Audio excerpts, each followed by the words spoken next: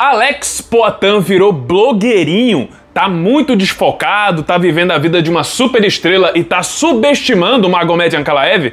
Bom, vamos falar sobre isso, tem muita gente debatendo sobre esse assunto, mas eu também queria falar sobre a luta que tá para ser anunciada entre Renan Barão e Uriah Faber. Não, você não tá em 2012, 2013 de novo. E também sobre uma possível luta entre Deontay Wilder e Francis Ngannou, que pode acontecer, e eu vou dizer pra vocês por que o Francis Ngannou tá sendo muito inteligente nessa situação. Vamos lá!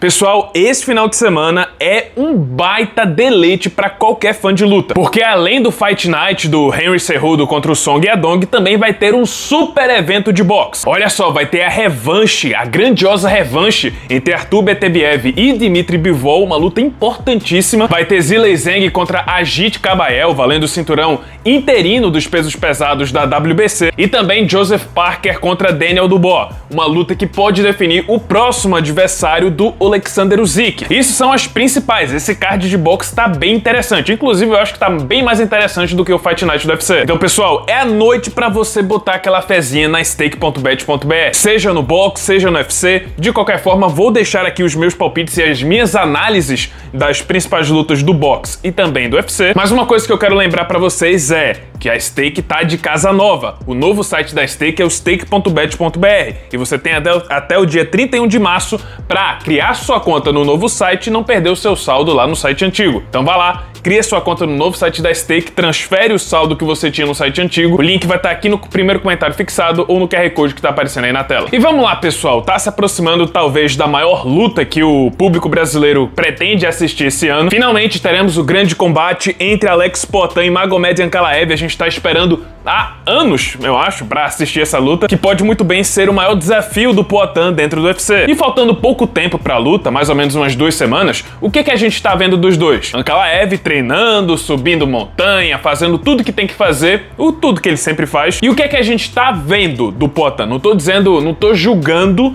e nem dando minha opinião. O que a gente tá vendo do Poatan postando nas redes sociais ou que tá saindo em outros portais de notícia? A gente tá vendo o Poatan saindo com influenciadores, viajando pra Austrália, foi no show do Drake, inclusive, cumprimentou o cantor, voltou pra casa depois, um voo de 22 horas, e lógico que isso tá gerando um grande debate nas redes sociais e principalmente entre os fãs do brasileiro. Será que o Poatan tá levando a sério essa preparação para enfrentar um Ankalaev? Ou será que ele abraçou de vez a vida de celebridade e tá aproveitando os mimos que essa vida traz? Eu vou ler aqui o que o Magomed Ankalaev falou no seu Twitter, ou melhor, não tá pra ter certeza se foi ele que falou, mas enfim. Eu tenho escalado montanhas, cortado lenha, nadando em lagos congelados enquanto o Poatan tem dançado e fazendo vídeos de TikTok. Nunca quis machucar tanto alguém como eu vou machucar o Alex Poatan. Esse cara é um falso humilde. Continua viajando e se esquece da luta que teremos no dia 8 de março. Esse cara nunca mais vai ser o mesmo depois dessa luta. Nesse meio tempo, Poatan concedeu uma entrevista para o Mark Boris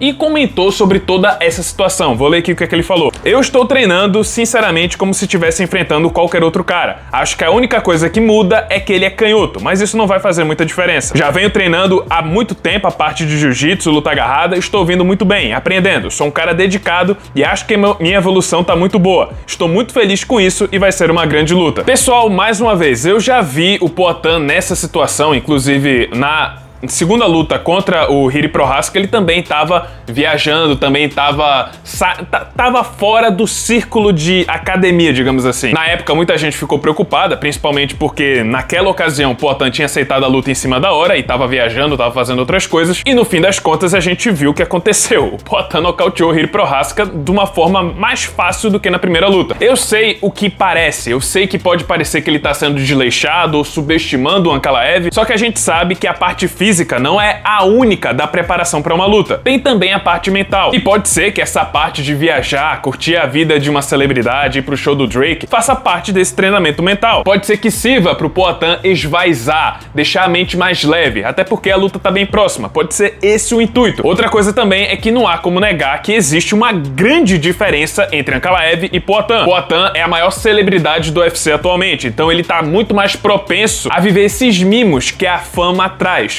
coisa que o Ankalaev não tem. Por um lado, isso não traz os mimos que o Poatan tá tendo, não traz a fama, não traz o acesso a celebridades, a shows que o Poatan tá tendo, e nem mesmo o carisma ou o carinho dos fãs que o Poatan tem, só que por outro lado, é um cara muito mais focado. A vida dele é treino. Vou dizer a mesma coisa que eu falei lá quando estavam falando sobre o Poatan viajar pra Austrália pra ser corner do Sean Strickland. Eu vou falar a mesma coisa que eu disse quando estavam falando do Poatan viajar pra Austrália pra ser corner do Sean Strickland. Se o Poatan perder pro Ankalaev, não vai ser por causa dessas coisas que ele tá fazendo agora. Não tem ninguém que entenda mais o Poatan do que o próprio Poatan e a equipe que tá ao redor dele. Se esse é o caminho que ele adotou, se é esse o caminho que ele se sente melhor antes de uma luta, então não tem muito que a gente julgar. Sim, pode ser que outros lutadores adotem uma outra postura, 100% focada no treino, mas cada um é cada um. Tem coisa que não funciona pra determinado atleta. E pode ser que esse momento de esvaezar, curtir um pouquinho antes da luta, deixar a mente mais leve, sirva mais pro Poatan do que pro Ankalaev. Enfim, falta pouco tempo. Vamos aguardar pra ver o que acontece. Agora, pessoal, eu queria comentar com vocês uma luta que eu, sinceramente,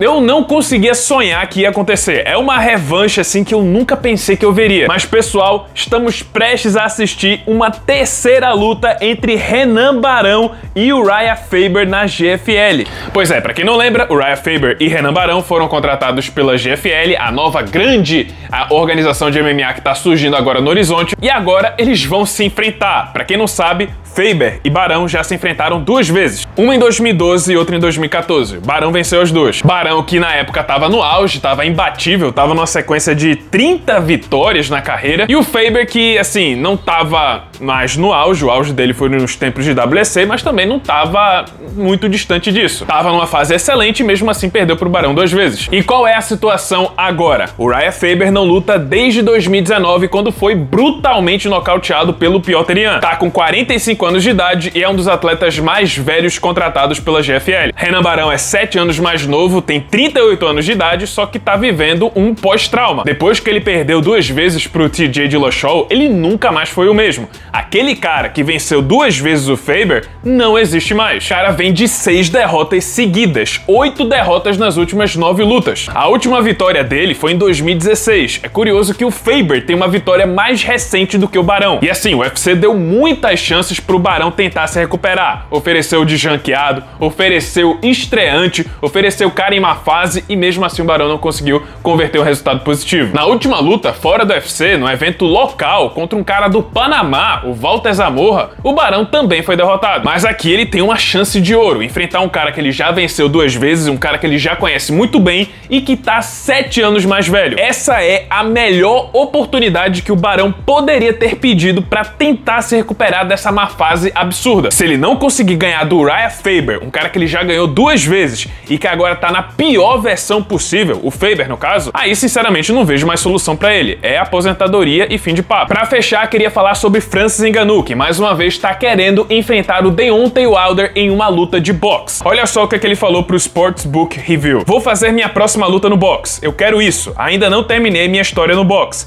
Não que o MMA seja fácil. É o esporte que entendo melhor e tenho mais experiência. Mas eu digo que na próxima rodada eu vou para o boxe. E tenho interesse em enfrentar o Deontay Wilder, porque existe 80% de chance de alguém ser nocauteado nessa luta. Wilder é conhecido como o cara que nocauteia todo mundo, ou ao menos sempre tenta nocautear. Lá no fundo existe um pouco de ego envolvido. Tipo, eu sei que eu bato mais pesado do que ele. Vamos lá, pessoal. Mais uma vez, essa luta é interessantíssima. É talvez uma das melhores lutas que o Ngannou pode fazer no boxe. Porque, beleza, a gente sabe aquela história da parte técnica. Obviamente, um boxeador vai ter a vantagem técnica de ser o território dele contra o lutador de MMA. Só que assim, quando se trata de peso pesado, a parte técnica não tem tanto peso assim como nas categorias mais leves. O peso pesado é onde o tamanho e a força bruta mais fazem diferença no esporte do boxe. E outra, a gente tá falando aqui de Deontay Wilder, um cara que, tecnicamente falando, possivelmente foi um dos piores campeões que o boxe trouxe nos pesos pesados nos últimos anos. Não tô dizendo que ele foi um mau campeão. Ele defendeu o título título 10 vezes consecutivas. Isso é uma marca impressionante. É a mesma marca do Muhammad Ali na WBC. Mas o fato é, o cara é puramente força bruta. O cara é puramente poder de nocaute. Assim que ele começou a ser desvendado e as falhas técnicas foram expostas pelo Tyson Fury, a gente viu que ele nunca mais foi o mesmo. A gente viu o passeio que o Fury fez